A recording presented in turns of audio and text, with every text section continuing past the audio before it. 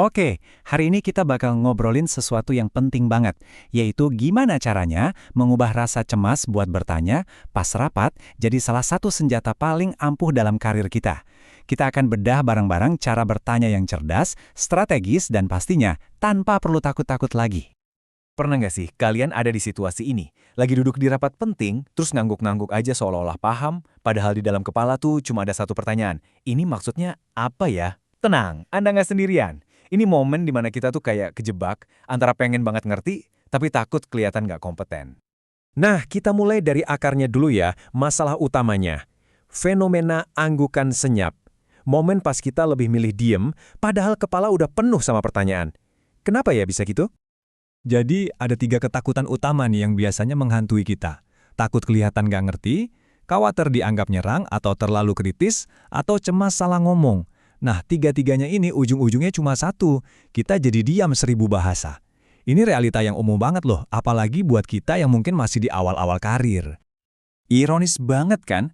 Ruangan yang harusnya jadi tempat buat kolaborasi, malah seringnya berubah jadi tempat kita menyendiri, cemas, dan overthinking. Energi kita jadi habis buat ngurusin rasa takut, bukan buat ngasih kontribusi yang beneran. Oke, sekarang yuk kita bedah lebih dalam lagi. Dari sisi psikologisnya, ada semacam konflik batin yang ngejelasin kenapa kita sering diam. Kita sebut aja ini perangkap kompetensi. Nah, ini dia nih dilemanya. Di satu sisi, kita kan pengen ya kelihatan kompeten, kelihatan bisa diandalkan, tapi di sisi lain kita juga tulus pengen paham dan ikut terlibat. Karena dua keinginan ini kayaknya tabrakan, akhirnya kita milih jalan paling aman, diam. Tapi tenang, ada solusinya kok. Ada sebuah kerangka sederhana yang bisa mengubah cara kita berpartisipasi di rapat. Isinya cuma 3 jenis pertanyaan yang aman, tapi dampaknya luar biasa. Kerangkanya simple banget. Pertanyaan klarifikasi, pertanyaan penghubung, sama pertanyaan langkah selanjutnya. Yuk kita kupas satu persatu. Pertama, pertanyaan klarifikasi. Gini, ini bukan berarti kamu ngaku nggak ngerti ya. Tujuannya adalah buat mastiin semua orang di ruangan itu punya pemahaman yang sama. Poin kuncinya, pertanyaan ini justru bikin kamu kelihatan sebagai orang yang teliti, bukan orang yang bingung. Contohnya, gampang banget, kayak gini nih. Berarti prioritas terbesarnya di sisi A dulu ya tim? Pertanyaan kayak gini tuh nggak kedengeran kayak orang bingung kan? Malah kedengeran kayak orang yang lagi mastiin semua tim sejalan. Yang kedua, pertanyaan penghubung. Nah, ini nih yang bikin kamu kelihatan beda. Bukan cuma partisipan biasa, tapi seorang pemikir strategis. Pertanyaan ini nunjukin kalau kamu itu mikirin gimana satu hal bisa nyambung ke hal lain dalam gambaran yang lebih besar. Misalnya, kamu bisa tanya, oke, kalau proyek ini jalan, kira-kira dampaknya ke proses di tim B bakal seperti apa ya? Ini secara nggak langsung nunjukin kalau kamu mikirin dampaknya secara menyeluruh. Keren kan? Dan yang ketiga, pertanyaan langkah selanjutnya.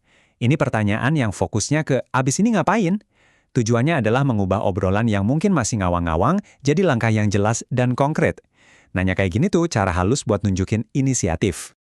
Contoh praktisnya nih, jadi biar fokus, untuk minggu ini output paling penting yang mau kita amankan bareng-bareng apa ya? Pertanyaan ini langsung memotong semua kebisingan dan bawa semua orang ke fokus yang sama. Benar-benar powerful.